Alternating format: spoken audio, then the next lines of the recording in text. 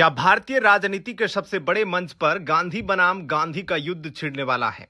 इतिहास गवाह है, जब जब गांधी परिवार के सदस्य आमने सामने आए हैं, देश की राजनीति की दिशा बदल गई है। लेकिन इस बार विषाद बिछाई है अमित शाह ने। एक तरफ वरुण गांधी है, जिनका राजनीतिक वनवास खत्म होने की कगार पर है। एक ऐसी तस्वीर सामने आई है जिसने दिल्ली से लखनऊ तक हड़कंप मचा दिया। दूसरी तरफ चर्चा है कि राहुल गांधी अपनी लोकसभा की सीट छोड़कर राज्यसभा की सुरक्षित राह चुन सकते हैं। क्या यह कांग्रेस की मजबूरी है या कोई सोची समझी चाल?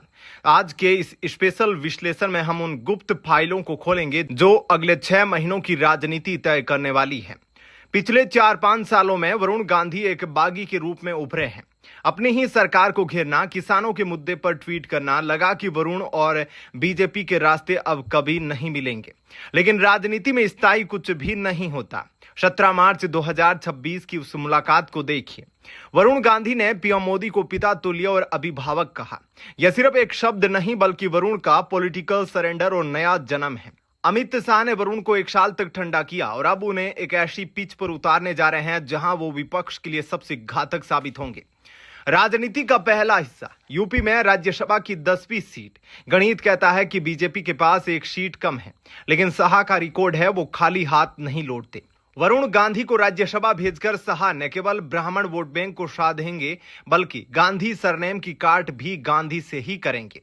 अब बात करते हैं राहुल गांधी की। राहुल अभी लोकसभा में नेता प्रतिपक्ष है, यानी फ्रंट फुट पर खेल रहे हैं। तो फिर राज्यसभा की चर्चा क्यों? पहला तर्क, घेरने की रणनीति। लोकसभा में अमित शाह और पीएम मोदी सीधे राहुल पर प्रहार करते हैं। बीजेपी उनकी अटेंडेंस से लेकर उनकी बयानों तक को डेटा के साथ काउंटर करती है।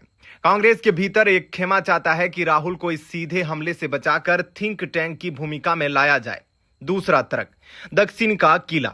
अगर प्रियंका गांधी उत्तर भारत, वायनाड या रायबरेली से मोर्चा संभालती है, तो राहुल को तेलंगाना या कर्नाटक जैसे राज्यों से राज्यसभा भेजा जा सकता है। इससे राहुल गांधी चुनाव प्रचार के लिए ज्यादा वक्त निकाल पाएंगे और उनकी सदस्यता पर किसी कानूनी पचड़े का डर भी कम होगा। यहां पर ट्विस्ट है, अगर राहुल राज्यसभा जाते हैं तो यह संदेश भी जा सकता है कि वो मैदान छोड़ रहे हैं। क्या कांग्रेस यह रिस्क लेगी या फिर यह बीजेपी का फैलाया हुआ माइंड गेम है?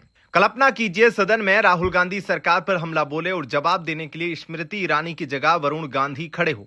यह कांग्रेस के लिए सबसे बड़ी एक्वर्ड स्थिति होगी। पहला, वैचारिक युद्ध। वरुण गांधी की छवि कट्टर हिंदुत्ववादी रही है, जबकि राहुल को मोहब्बत की दुकान वाले बताते हैं। राज्यसभा में यह 2 विचारधाराएं टकराएगी। दूसरा, संजय गांधी की विरासत। वरुण अपने भाषणों में अक्सर अपने पिता संजय गांधी की विरासत का जिक्र करते हैं। सदन में वो यह साबित करने की कोशिश करेंगे कि असली गांधी और असली राष्ट्रवादी वो खुद है। तीसरा, शाह का मास्टर स्ट्रोक। अमित शाह जानते हैं कि वरुण एक बेहतरीन ओरेटर यानी वक्ता है। उन्हें राज्यसभा भेजना मतलब विपक्ष के हर तरह की धज्जियां उड़ाने के लिए एक धारदार हथियार तैयार करना है।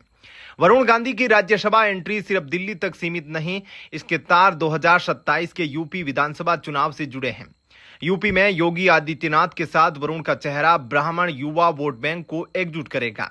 बंगाल में वरुण की पत्नी यामिनी रॉय चौधरी बंगाल की महान स्वतंत्रता सेनानी चित्तरंजन दास की परपोती है। बंगाल चुनाव में बीजेपी इस बंगाली कनेक्शन का पूरा फायदा उठाएगी। असम में राजनीति में हिंदूवादी चेहरों की मांग हमेशा रहती है। वरुण वहां के चुनावी सभाओं में भीड़ जुटाने वाले सबसे बड़े चेहरे बन सकते हैं।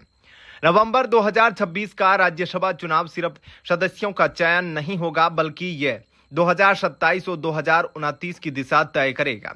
क्या राहुल गांधी राज्यसभा जाकर सुरक्षित खेलेंगे या फिर वरुण गांधी की सरप्राइज एंट्री कांग्रेस के सारे समीकरण बिगाड़ देगी? अमित शाह की पिच तैयार है, खिलाड़ी मैदान में है। बस देखना यह है कि पहली गेंद पर छक्का कौन मारता है। आपको क्या लगता है, क्या राज्यसभा में वरुण बनाम राहुल की जंग होनी चाहिए? क्या राहुल गांधी का राज्यसभा जाना उनकी मजबूरी होगा या कमजोरी? अपनी राय कमेंट सेक्शन में जरूर लिखें, क्योंकि आपकी राय ही इस लोकतंत्र की असली ताकत है। वीडियो को शेयर करें ताकि यह बहस हर घर तक पहुंचे। मिलते हैं अगले वीडियो में। जय हिंद।